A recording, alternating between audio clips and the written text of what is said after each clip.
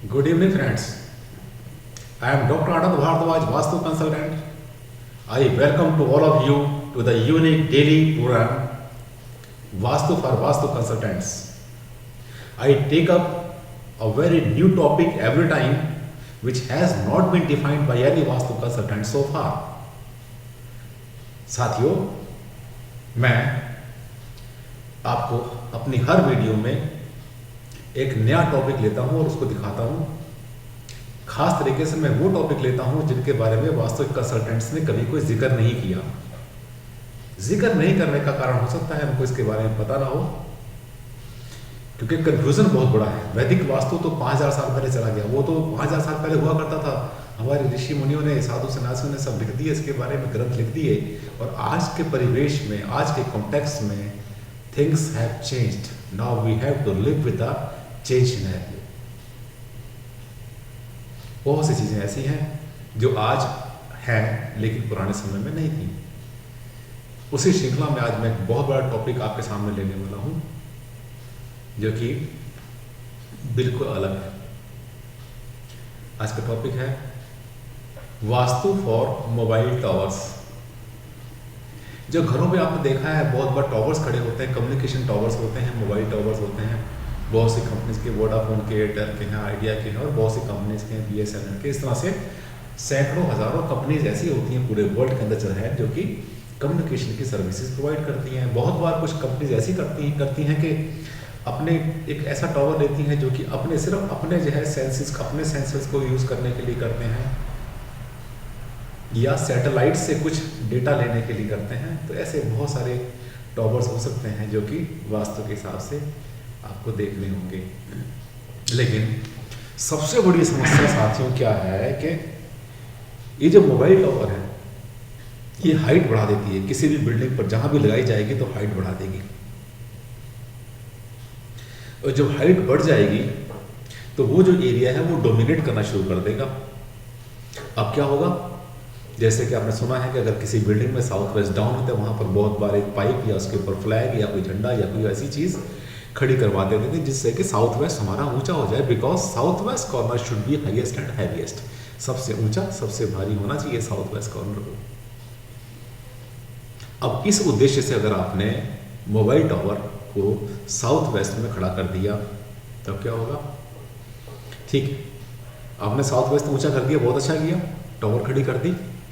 लेकिन वहां पर तो आपको जो है जनरेटर है, उसका पावर पॉइंट्स है, सबके सब वहां पर उसका पैनल है, इलेक्ट्रिकल पैनल है, कंट्रोल पैनल है, और भी चीजें ऐसी होंगी जिसका कंसर्न बिजली से होगा, इलेक्ट्रिसिटी से होगा, इलेक्ट्रोमैग्नेटिक वाइब्रेशन से होगा, और वो भी वहीं लगेंगे। अब क्या हुआ? अग्नि का तो स्थान है नहीं वो साउथ वेस्ट। अग्नि तो होनी चाहिए साउथ ईस्ट में या फिर होनी चाहिए नॉर्थ वेस्ट में। टावर को होना चाहिए साउथ वेस्ट में। ये कैसे कर सकते हैं आप? बहुत डिफिकल्ट है। इसीलिए हम क्या करते हैं साथियों कि इसके लिए हम जो है उस जमीन की, सबसे पहले तो जब भी कभी अगर आप वास्तु पर रियली बिलीव करते हैं तो सबसे पहले आप वहाँ की अर्थ वाइब्रेशंस चेक कराइए। अगर अर्थ वाइब्रेशंस किसी जगह पर बहुत वीक हों, 8000 8500 वो भी से 8 8500 यूनिट से अगर कम होते हैं तो फिर तो आपको उसका कोई फायदा नहीं मिलना है। फिर तो वहाँ पर कुछ सक्सेसफुल होना ही नहीं है। अगर वहाँ पे अर्थ एनर्जी कहीं पर 9600 9700 यूनिट्स क्रॉस कर जाती है, अर्थ को चेक करने के लिए यूनिट्स यूज करते हैं हम। सेंसर होता है इसके लिए, जमीन पर लगा के चेक करते हैं हर जगह पर कहाँ पर कैसी स्ट्रेंथ है, कैसी है। ये फाइंड करते हैं कि वो भूमि जहाँ पर कहीं काम किया जा रहा है, चाहे वो टावर यूज करते हैं वहाँ पर हम लोग, या वहाँ पर कुछ लगाते हैं, कुछ भी करते हैं, तो क्या वो सक्सेसफुल हो पाएगा? ऐसा तो नहीं कि कुछ फ्रॉड हो जाएगा हमारे साथ। जैसे कि बहुत बार क्या होता है कि मतलब ये टावर्स वाले ऐसे होते हैं, फेक एड्स आते हैं और उसको जो है लोग अप्रोच करते हैं, फिर वो पैसा लेके चले जाते हैं। ऐसा तब होता है जब आपकी भूमि कमज़ोर होती है, भूमि के अंदर वाइब्रेशंस अच्छे नहीं होते, पॉजिटिव एनर्जी वहाँ पर नहीं होती। अब क्या करना होगा? आप अपने ही मकान, अपने ही छत के ऊपर, उस जहाँ पर भी आपने टावर लगवाना है, उस पूरी छत के ऊपर जाने के बाद में वहाँ पर एनर्जी वाइब्रेशंस को चेक कराइए कि एनर्जी वाइब्रेशंस कहाँ पर कैसे हैं। अगर साउथ वेस्ट में ऑलरेडी वहाँ पर जो है अर्थ के वाइब्रेशंस कहीं पर 11,500 11,600 11,700 यूनिट्स अगर क्रॉस कर जाएंगे तो आप जो है अपना ओवरहेड टावर लगा सकते हैं साउथ ईस्ट में, आराम से, कोई दिक्कत नहीं है। अगर साउथ ईस्ट में नहीं लगा पाए तो उसको साउथ वेस्ट में भी कर सकते हैं, लेकिन साउथ वेस्ट में तब करेंगे कि जब आपके पास कोई ऐसा विकल्प हो कि आपने जो है ऑलरेडी अपने फायर एलिमेंट को साउथ ईस्ट में पहले से आपने उसको जो है सेटिस्फाई किया हुआ है। यानी अगर आपकी फैक्ट्री में साउथ ईस्ट में किचन बनी हुई है, कैंटीन बनी हुई है, पेंट्री बनी हुई है, वहाँ पर ट्रांसफार्मर, जनरेटर और ये सब कुछ लगा हुआ है, तो ऑलरेडी साउथ ईस्ट आपका सेटिस्फाई हो ही गया। फिर आपकी टॉवर जो लगेगी वो साउथ वेस्ट में लग जाएगी। लेकिन फिर भी वाइब्रेशंस को एक बार जरूर चेक कराएं।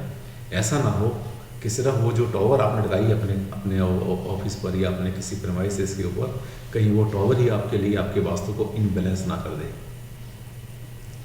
क्योंकि फैक्टर बहुत सारे आएंगे। साउथ वेस्ट में तो आपने टॉवर लगा दी, साउथ वेस्ट में ही मालिक बैठा हुआ है, आपकी चेयर आपकी टेबल पे वही लगाई ना साउथ वेस्ट में। वास्तु कंसल्टेंट ने आके बोला कि आप बैठ जाइए साउथ वेस्ट में, क्योंकि south west is the best location for the owner, for the landlord. आपके ऑफिस की सबसे बढ़िया जगह, टावर की भी सबसे बढ़िया जगह, और टावर आपके सिर पे लग गई, इसका मतलब ग्रेविटेशनल फोर्स वहाँ बढ़ जाएगा। तो अब ऐसे में क्या करेंगे? ऐसे में आपने ये करना है कि जहाँ पर आपकी सीट है, जहाँ पर आपकी चेयर है, उसके बिल्कुल ठीक ऊपर टॉवर ना लगवाएं, उसे थोड़ा सा हटा दें, राइट लेफ्ट कर दें। ज़्यादा अच्छा तो ये रहेगा कि जब आपने अपनी फैक्ट्री बना रहे हैं या अपनी कोई बिल्डिंग बना रहे हैं जिस पर आपकी प्लानिंग है कि आपने आगे चल के इसके ऊपर ये टॉवर लगवानी है, तो वो जो बिल्डिंग है उस बिल्डिंग को पहले डिज़ाइन ही आप ऐसे करें कि एक्सट्रीम साउथ वेस्ट में टॉवर खड़ी करें और वहीं पर बनाए कोई स्टोरेज जिसमें एक्स्ट्रा कोई सामान पड़ा रहता है, वहाँ पर उसके नीचे रहना चाहिए स्टोर। उतना एरिया छोड़ने के बाद में फिर आपका ऑफिस बनेगा। That is also a part of south west, because south west starts from the middle of south and it goes up to the middle of west. This entire area is called south west as per वास्तुशास्त्र। ये सब वास्तुशास्त्र में south west that is called नैऋत्य कोण और अर्थ corner ये होता है। तो कभी भी टॉवर के नीचे ना बैठे। ऑफिस तो बनाए साउथ वेस्ट में, लेकिन टॉवर के नीचे कभी ना बैठे, अदरवाइज ग्रेविटेशनल फोर्स जो उसका प्रेशर है वो सब जो ग्रेविटी है वो नीचे आपका ट्रांसफर होना चल जाएगी। ये बिल्कुल ऐसा केस हो जाएगा जैसे कि आप किसी बीम के नीचे बैठ गए। इससे बचना है। दूसरा, जब टॉवर लगा लेते हैं तब आपने ये भी चेक करना है कि उसके जितने भी वाइब्रेशंस हैं, जितने भी उसके जो है रेज हैं, electromagnetic vibrations, parallel vibrations, cosmic energy, ये सब चीज़ आपने चेक करानी है किसी कंसल्टेंट से। हमारे पास मीटर होते हैं, सेंसर होते हैं, स्कैनर्स होते हैं। मैंने पिछले प्रोग्राम में आपको दिखाए भी थे, मेरे 6-7 तरह के मीटर्स थे जिनसे कि वाइब्रेशन चेक कर रहे थे। ऐसा तो नहीं कि नीचे अगर हम बैठे हुए उसके आसपास बैठे हैं या उस फैक्ट्री में जितने लोग काम करने वाले हैं उनके ऊपर इलेक्ट्रोमैग्नेटिक रेडिएशंस का बहुत ज़्यादा नेगेटिव असर पड़ जाएगा। ऐसा ना हो कि आप जो किराया आपको मिल रहा है उस टॉवर वाले से, वो सारा का सारा किराया उसका 10 गुना होकर निकल रहा है आपके ट्रीटमेंट में, बीमार पड़ रहे हैं लोग वहाँ पर। क्योंकि इलेक्ट्रोमैग्नेटिक रेडिएशंस एक लिमिट के बाद में ह्यूमन बीइंग उसको रिसीव नहीं कर सकता, उसको कभी भी टॉलरेट नहीं कर सकता। हमारे जो बॉडी सेल्स हैं they are very much receptive to all these vibrations. तो अगर लगा लिया है या पहले से आपके घर पे या आपके फैक्ट्री पे कहीं लगा हुआ है तो ज़रूर किसी कंसल्टेंट को बुलाकर चेक कराएं कि यहाँ पर जो है वाइब्रेशंस कैसे आ रहे हैं। दूसरा, एक चीज़ और भी ध्यान रखें कि जब आपने कहीं टॉवर लगवाना है तो पहले उसका जो है कॉस्मिक एनर्जी, वहाँ पे जो बैंड्स हैं, उसके जो स्फीयर्स हैं, वहाँ पर जो उसकी जो एनर्जी जो चल रही है कॉस्मिक एनर्जी, उसके बैंड्स को आप चेक करें, उसकी कंटिन्यूटी कैसी है, उसके कलर्स कैसे हैं, उसके अंदर कहाँ पर कैसे वाइब्रेशन आ रहे हैं। ऐसा तो नहीं कि साउथ वेस्ट में आप लगा रहे हैं और साउथ वेस्ट ही सबसे ज़्यादा आपकी, वहाँ पर सबसे ज़्यादा आपकी पॉजिटिव डायरेक्शन हो रही है, किसी वजह से पॉजिटिव वाइब्रेशन हो रहे हैं, और वहाँ पर जो टॉवर लगाते हैं आप, टॉवर वहाँ पर इलेक्ट्रोमैग्नेटिक रेडिएशंस पैदा कर देगा और उस अच्छी खासी दिशा को खराब कर देगा। सोच समझ के लगाएं, थोड़ा सा सोच लें लगाने से पहले, ज़्यादा अच्छा रहेगा। जैसा मैंने आपको बताया था पिछली बार, मैंने आपको इस बोर्ड पर भी बनाकर बताया था किस तरह से कैसे लोकेशन होती है। और जो साउथ वेस्ट में आप अपना टावर खड़ा करते हैं तो कोशिश करें कि उसका जो जनरेटर है, उसका जो ट्रांसफार्मर है, उसका जो भी इलेक्ट्रॉनिक अप्लायंसेस बनते हैं वो सबके सब ऐसे लोकेट करें कि फायर कॉर्नर में आ जाए या फिर एयर कॉर्नर में आ जाए, ज़्यादा अच्छा रहेगा। इंस्टेड ऑफ प्लेसिंग उसके नीचे ही वहाँ पर फिट कर देना बहुत अच्छा नहीं रहेगा। एक तो उससे आप उससे बचाएँ, क्योंकि जो इलेक्ट्रोमैग्नेटिक रेडिएशंस उस टावर से निकल रहे हैं वो तो आ ही रहे हैं, इसके साथ साथ वहाँ पर जो जनरेटर है, ट्रांसफार्मर और चीज़ जितनी है वहाँ पर, जो बिजली का सामान वहाँ पे लगाया आपने, पहले वहाँ पर आपने की हुई है, वो सब की सब भी तो नेगेटिविटी वहाँ से एमिट करेंगी। बिजली के साथ, इलेक्ट्रिक एंड इलेक्ट्रॉनिक गैजेट्स के साथ में रहना अच्छा नहीं होता। हाई टेंशन वायर होती है, उसके नीचे जो लोग रहते हैं वहाँ पर आमतौर पर हेल्थ प्रॉब्लम हो जाती है। तो वही केस यहाँ बन जाएगा। तो जब भी कभी टॉवर लगानी है, आप किसी कंसल्टेंट को हायर करें, वास्तु कंसल्टेंट को हायर करें। इनफैक्ट आजकल वास्तु कंसल्टेंट जैसे हम लोग हैं, मैं वास्तु कंसल्टेंट तो हूँ ही, साथ साथ में एनवायरनमेंट के बारे में भी बात करता हूँ। मैं बिल्डिंग डॉक्टर भी हूँ साथ में, और आपकी बिल्डिंग बीमार ना पड़ जाए इसका भी ध्यान करना मेरा ही फर्ज है। हम एडवाइस करते हैं कि आप सही लोकेशन पे सही चीज़ लगाएं, और जब लगा लेते हैं उसके बाद भी इसको आफ्टर इंस्टॉलेशन, एक तो प्री इंस्टॉलेशन आपने एडवाइस ली, उसके बाद में आफ्टर इंस्टॉलेशन भी आप एक बार एडवाइस ले लें वास्तु कंसल्टेंट की, कि ये जो आपने लगाया है इसकी जो है इंटेंसिटी क्या पड़ रही है। हार्ड वाइब्रेशन मीटर में इसकी इंटेंसिटी 1.2 1.3 से ऊपर नहीं जानी चाहिए। अगर जाएगी तो वो कैंसरस बोलते हैं उसको, कैंसरस है वो, तो फिर उसको बीमारी आ जाएगी, वहाँ पर शुरू हो जाएगी।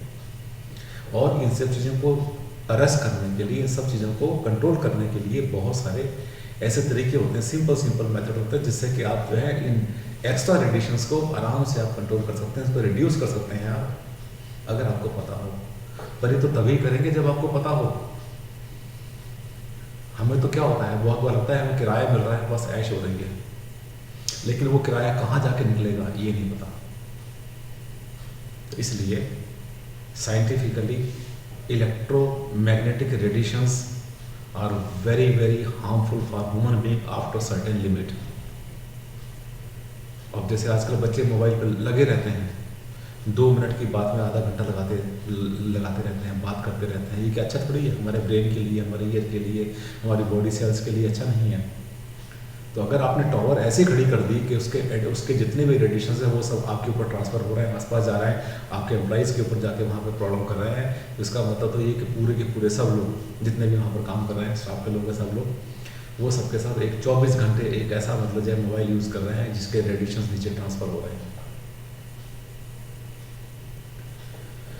कभी कभी ये भी देखते हैं कि आपने जब अपनी छत के ऊपर आपने कोई कम्युनिकेशन टावर लगाया, उससे पहले के रेडिएशंस बहुत अच्छे थे, वहाँ पर जो वाइब्रेशंस थे बहुत अच्छे थे, एनर्जी ऊपर की बहुत अच्छी थी, कॉस्मिक एनर्जी के बैंड्स बहुत अच्छे थे, और वो पूरे के पूरे सर्कुलर थे, या उसका इनर सर्कल जो है बहुत ही बढ़िया था। इसके लिए स्कैनर आते हैं, स्कैनर्स यूज़ करते हैं हम, computerise energy scanning system, cosmic energy scanning system जो आते हैं उसमें सॉफ्टवेयर होते हैं, उनसे हम चेक कर सकते हैं आराम से कि कहाँ से कैसे वाइब्रेशंस आ रहे हैं।